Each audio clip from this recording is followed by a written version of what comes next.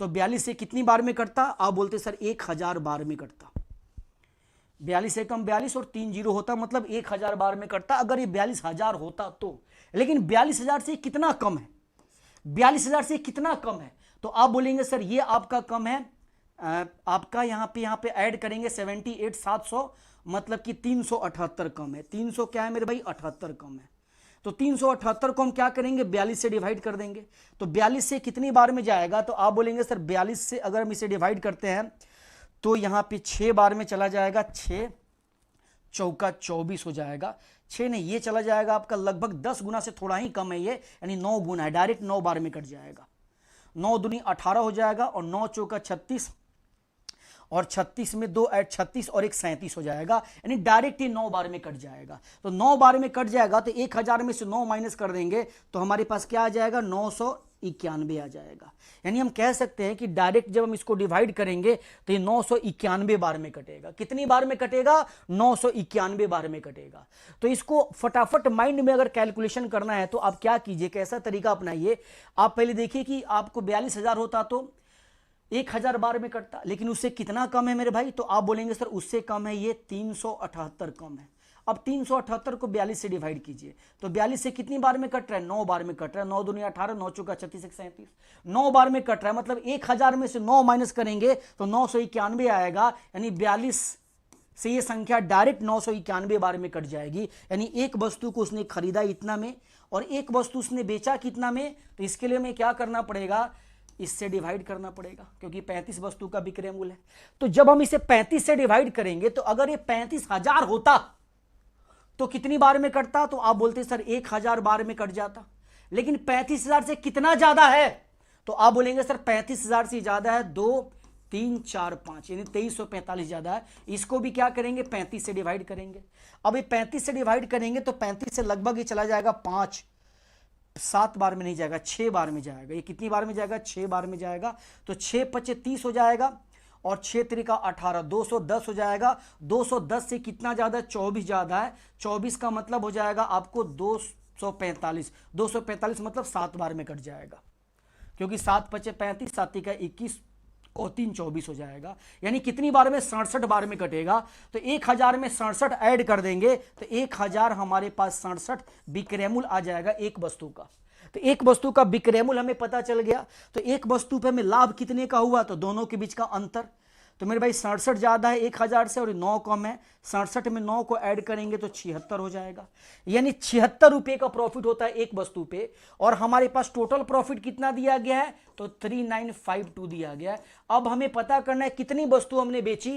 तो एक वस्तु का पे हमें लाभ पता है और ये टोटल लाभ दिया गया है, तो हम डिवाइड कर देंगे 76 से, तो हमें पता चल जाएगा कि कितनी वस्तुएं थी जिसको मिला करके हमें टोटल इतने का लाभ हुआ था।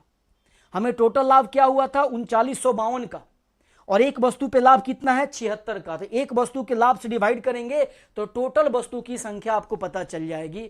अब बोलेंगे सर ये 7 पचे 35, यानी ये 5 बार में तो पक्का जाएगा और 5 बार में एक ही ऑप्शन है, यानी 52 बार में कटेगा। ऑप्शन को भी ध्यान में देखा कीजिए आप लोग। अगर आप यहां पर देख रहे हैं कि 7 पचे 35, 5 बार में तो पक्का कट जाएगा, 6 बार में तो कटेगा नहीं। तो 5 बार में एक ही ऑप्शन दिया गया 52, तो 52 आपका जवाब होगा। ऐसे आप इसको चेक कर सकते हैं। इकाई अंक से भी 6 दूनी 12, 12 लास्ट में 2 है। तो इस तरीके से मेरे भाई ऐसे सवालों को आप बनाएंगे ना तो सवाल एग्जाम में आप बना पाएंगे, क्योंकि कैलकुलेटिव सवाल है, यानी कैलकुलेशन का बेहतर तरीका आपको पता होना चाहिए। माइंड में ऐसे आपके दिमाग में नंबर्स चलने चाहिए जिसको आप समझ करके कर सके। चलिए मेरे दोस्त, अगला सवाल आपकी स्क्रीन पे, इसका जवाब दीजिए। कोई परेशानी प्रॉब्लम हो तो कमेंट के माध्यम से आप कमेंट कर सकते हैं और एक एक सवाल का बेहतर अप्रोच यहां पे बताया जा रहा है। मतलब आप जो है इस तरह से प्रैक्टिस करके जाएंगे तो CBT 2 का जो पेपर होगा उसमें भी आपको बहुत ज्यादा सहूलियत मिलेगी। चलिए मेरे भाई, इसका जवाब क्या होगा आपको बताना है। देखते हैं कितने दोस्त हैं जो फटाफट जवाब देते हैं। ये बहुत ही रिपीटेड सवाल है, इस तरह का सवाल बहुत ज्यादा एग्जाम में रिपीट होता है। दिया गया है कि विक्रय मूल्य प्रारंभिक मूल्य का 2 गुना है, यानी विक्रय मूल्य को क्या किया गया? 2 गुना कर दिया गया। तो लाभ कितना होता है? 7 गुना हो जाता है। तो आपको प्रतिशत लाभ बताना है। देखिए, अगर आपका कॉन्सेप्ट क्लियर है तो जैसे विक्रय मूल्य 2 गुना किया गया तो वृद्धि कितना हुआ? पहले विक्रय मूल्य जितना था 2 गुना हो गया, तो जो इंक्रीमेंट है वो कितना है? अगर पहले विक्रय मूल्य में x मान लें तो बाद में विक्रय मूल्य क्या हो गया 2x हो गया। तो इनका इंक्रीमेंट कितना है x है। अगर इस x को हम विक्रय मूल्य को sp मान ले तो बाद में विक्रय मूल्य क्या हो गया 2sp हो गया, 2sp हो गया। तो विक्रय मूल्य में वृद्धि कितने का हुआ sp का हुआ। मैं बोलूं प्रॉफिट में वृद्धि कितने का हुआ, प्रॉफिट में वृद्धि कितने का हुआ, तो आप बोलेंगे प्रॉफिट 7 गुना हो गया, यानी प्रॉफिट पहले p था तो बाद में प्रॉफिट क्या हो गया 7p हो गया। तो प्रॉफिट में कितने का वृद्धि हुआ, तो आप बोलेंगे सर 6p का वृद्धि हुआ। तो देखिए ये भी क्या है इंक्रीमेंट है और ये भी इंक्रीमेंट है, इसी इंक्रीमेंट की वजह से इंक्रीमेंट हुआ है। तो ये दोनों क्या होगा आपस में बराबर होगा, ये दोनों आपस में बराबर होगा। यानी हम डायरेक्ट लिख सकते हैं कि सर ये sp बराबर में होगा 6p के। तो यहां से sp मतलब सेलिंग प्राइस और प्रॉफिट का अनुपात आ जाएगा 6 और 1।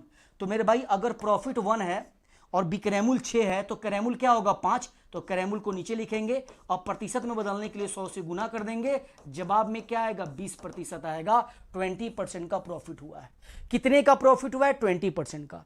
अगर किसी को ये समझ नहीं आ रहा, ये मैंने आपको बताया, ये चीज आप अपने माइंड में कर सकते हैं, इसे लिखने की जरूरत नहीं है। आपको पता है 2 गुना हुआ है तो बीच में डिफरेंस क्या आएगा 1 गुने का एसपी का डिफरेंस आएगा। ये कितना 7 गुना हुआ है, तो 7 गुना हुआ है तो 1 कम कर दीजिए तो 6 गुने का अंतर आएगा।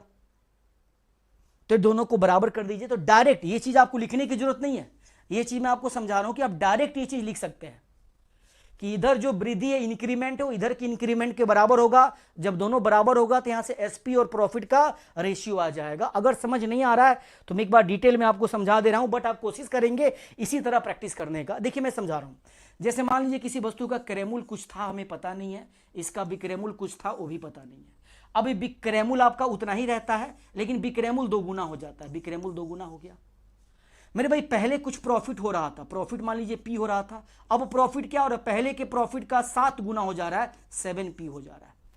तो मेरे भाई मैं आपसे पूछूं कि मुझे बताइए कि आपका जो इंक्रीमेंट यहां पे वृद्धि जो हुआ है ये वृद्धि कितने का है, तो इसमें से माइनस करेंगे दोनों को तो sp का वृद्धि है। अब ये वृद्धि क्यों हुआ है, क्योंकि ये जो बढ़ा है, पहले प्रॉफिट p था अब 7p हो गया, दोनों के बीच का अंतर क्या है, तो आप बोलेंगे सर 6p है। तो ये जो इंक्रीमेंट है वो किसके वजह से हुआ है, इसके वजह से हुआ है। तो ये दोनों आपस में क्या होगा बराबर होगा, तो 6p बराबर होगा sp के। तो यही चीज मैंने डायरेक्ट लिखा है कि 6p बराबर होगा sp के, और ये चीज आपको समझ में आनी चाहिए जो कि मैंने आपको समझा भी दिया। चलिए दोस्त अगले सवाल पे आते हैं। अगला क्वेश्चन आपके स्क्रीन पे है, इसका जवाब दें। एक स्कूटर को 8378 में बेचने पर लाभ का मूल्य इसे 1756 में बेचने पर हुई हानि के मूल्य से 20% अधिक है, तो 50% का लाभ प्राप्त करने के लिए विक्रय मूल्य क्या होगा आपको बताना है। देखिए ऐसे सवालों में अगर आप थोड़ा सा दिमाग लगाएं तो जल्दी भी बना सकते हैं, लेकिन अब ये दिक्कत क्या हो सकती है कि हो सकता है कि ऑप्शन हमारा जो है 2-3 मैच हो जाए, तो उस कंडीशन में हम डायरेक्ट क्वेश्चन को नहीं बना पाएंगे। जैसे मैं यहाँ पे आपको समझा रहा हूँ, क्वेश्चन में कह रहा है कि सब कुछ भूल जाइए, कह रहा है क्वेश्चन में 50% के लाभ प्राप्त करने के लिए विक्रय मूल्य ज्ञात कीजिए। तो विक्रय मूल्य ज्ञात करने के लिए विक्रय मूल्य मान लीजिए कुछ भी होगा, अब हमें विक्रय मूल्य पता करना है 50% के लाभ पर। तो 50% के लाभ पर विक्रय मूल्य क्या होगा 150% होगा, 150% होगा, मतलब 150% का फ्रैक्शन क्या हो जाएगा 3/2 हो जाएगा। तो अगर क्रय मूल्य हमें पता है और हमें 50% के लाभ पे विक्रय मूल्य पता करना है, मतलब हमें इतनी वैल्यू चाहिए, और ये जो वैल्यू है ये 2 तो नीचे कट जाएगा, ये कटेगा तभी तो यहाँ पे इंटीजर में आपको जवाब मिलेगा। 2 तो कट जाएगा बट 3 क्या है कटेगा नहीं। अब ये 3 क्या होगा मेरे भाई, इसका मल्टीपल होगा, यानी जो हमारा आंसर होगा वो 3 का मल्टीपल होगा।